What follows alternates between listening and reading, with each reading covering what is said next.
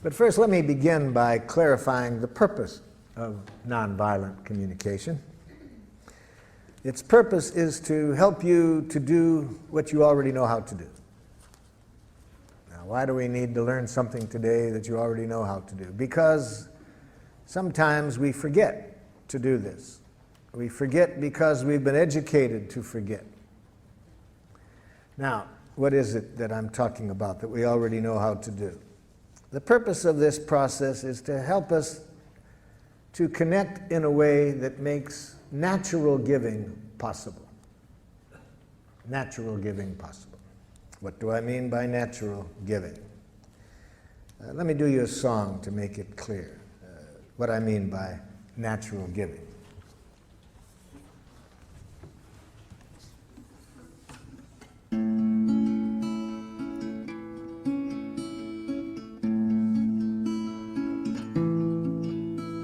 I never feel more given to than when you take from me.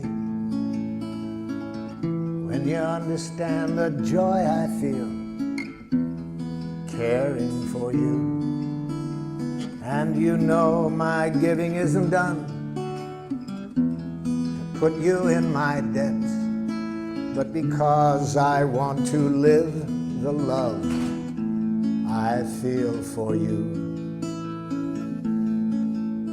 To receive with grace may be the greatest giving.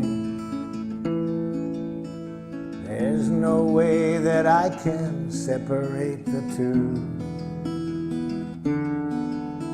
When you give to me, I give you my receiving. And when you take from me, I feel so given to.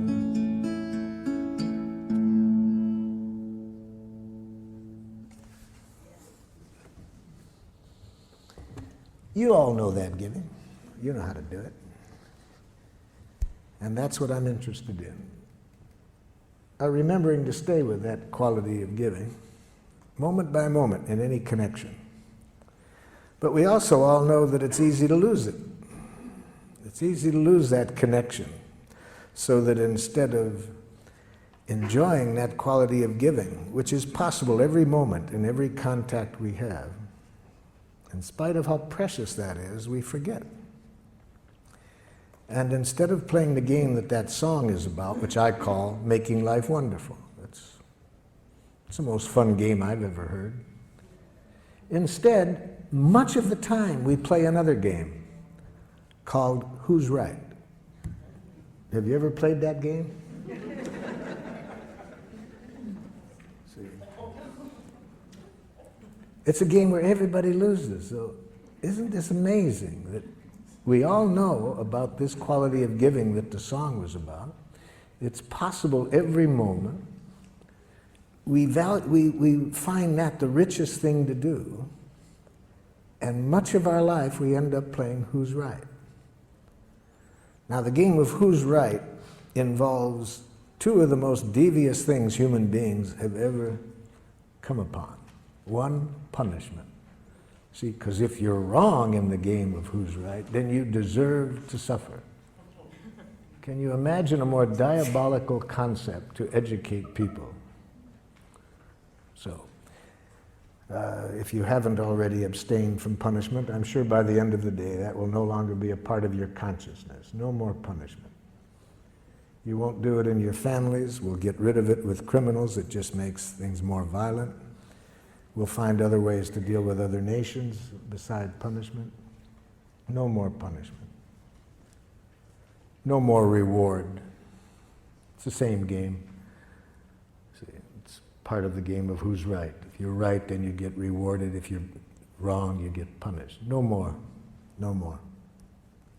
It's created enough violence on the planet. No more guilt induction. See? No more shame. No more concepts of duty and obligation. Just what the song is about. Natural giving. So how did we get off target?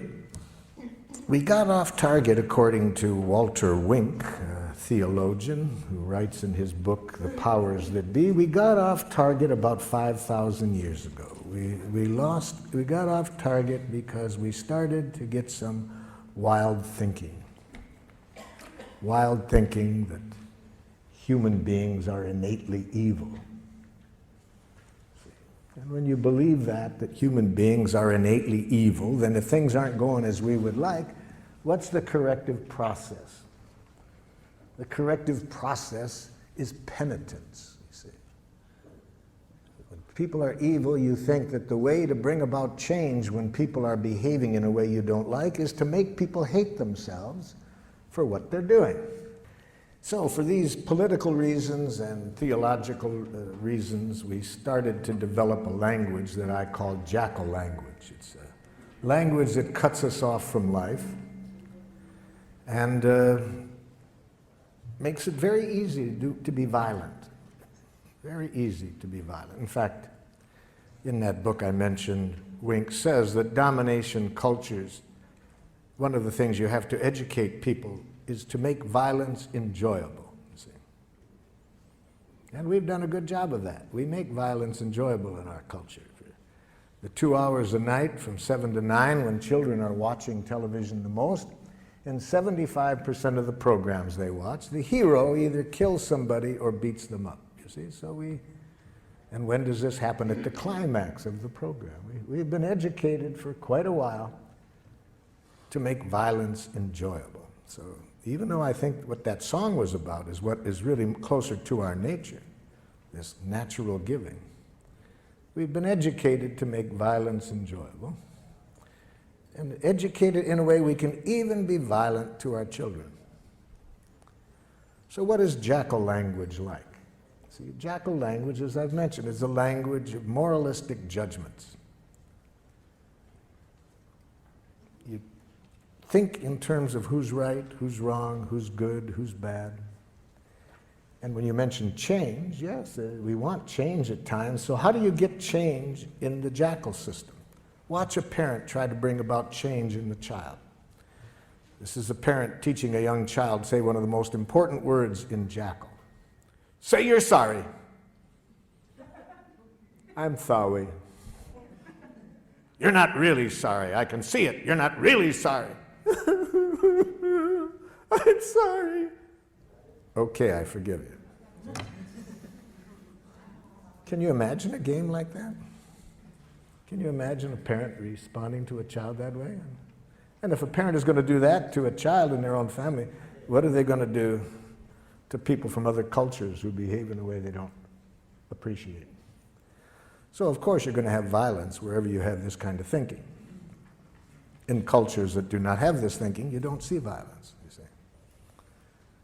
So that's how we got off target. Even though we could be playing the game, make life wonderful each moment, we have been educated for quite a while to play another game, who's right. So what are the parts of this game of who's right? I've just mentioned one of them. One part is moralistic judgments, learning how to go up to our head and think basically in terms of right and wrong, good and bad, normal, abnormal. I learned this game very well. I speak several dialects of jackal. I grew up in Detroit. We spoke a rather harsh dialect of jackal. You might call it Detroit jackal. For example, if I'm out driving and someone is driving in a way that I don't like, and again, I want to install change, you see, I roll down the window, idiot! Now, theoretically, the person is supposed to repent. I confess I was wrong, sir. I will change the error of my ways. It's a great theory. It didn't work. I've tried it more than once. It doesn't work. So I thought maybe it was that particular dialect of jackal. So I decided to get the more cultured use of jackal. So I went to the university and got a doctor's degree in professional jackal. Now when somebody's driving in a way I don't like, I roll down the window. Psychopath! Still doesn't work. You see. There's another part of this language of Jackal. Amtssprache. Amtssprache. That's very important. You see, a language that denies choice, denies responsibility for our actions. I use the word Amtssprache for this part, having read an interview with the Nazi war criminal Adolf Eichmann at his trial for war crimes in Jerusalem. Eichmann was asked, was it hard to send tens of thousands of people to their death? And Eichmann answered candidly, he said, to tell you the truth, it was easy. Our language made it easy. That answer shocked his interviewer. And his interviewer said, what language? Eichmann said, in fact, my fellow Nazi officers and I, we had our own name for our language. We called it Amtssprache. Amt in German means office, and Sprache, language. I'd call that bureaucratic language. He was asked for some examples. Eichmann said, it's a language in which you deny responsibility for your actions. So if somebody asks you why you did it, you say, I had to. Then you don't feel so bad if you have to do it. You see, you're not responsible.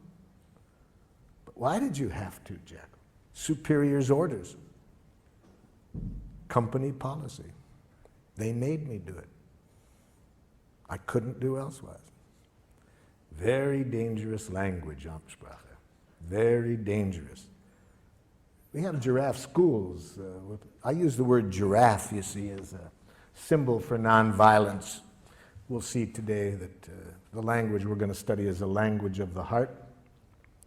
And so I use giraffe language for that because giraffes have the largest heart of any land animal. So,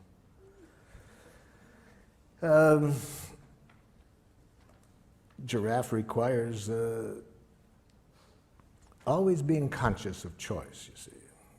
We never do anything that we don't choose to do.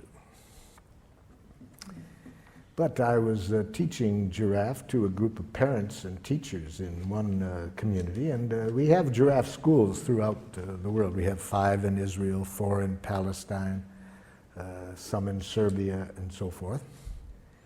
And in giraffe schools, of course, we want to make sure that certainly that the teachers and parents never use Amtssprache. One of the most dangerous languages in the world. To teach a child you have to do something. So I was saying this one time in St. Louis, Missouri, to a group of parents and teachers, and a mother got very upset. She said, but there are some things you have to do, whether you like to do it or not. It's our job as parents to teach our children what they have to do. I mean, there's things I do every day that I hate to do, but there just are some things you have to do. Oh, I said, could you give me an example? She said, well, easy, there's so many, let me think.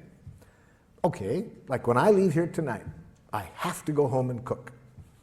I hate to cook. I hate it with a passion, but I've done it every day for 20 years.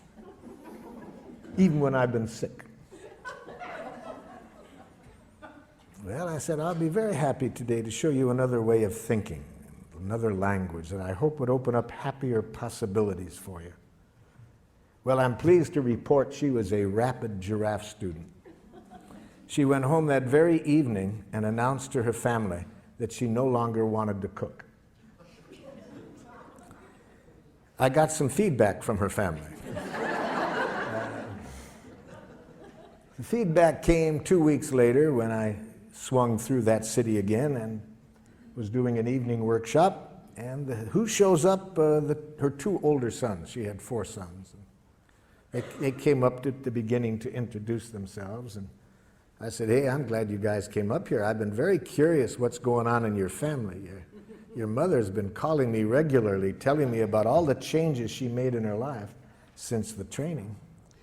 And like, what happened that first night when she came home and announced that she no longer wanted to cook?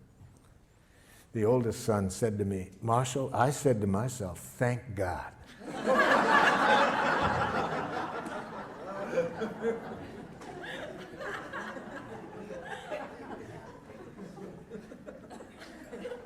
I said, help me understand that one. He said, I said to myself, now maybe she won't complain at every meal, you see. You see, natural giving, what I started the day off with that song, anything we do in life that isn't coming out of that energy, we pay for it and everybody else pays for it. Anything we do out of fear of punishment, if we don't, everybody pays for it. Anything we do for a reward, everybody pays for it. Everything we do to make people like us, everybody pays for it. Everything we do out of guilt, shame, duty, obligation, everybody pays for it. That isn't what we were designed for. We were designed to enjoy giving, to give from the heart,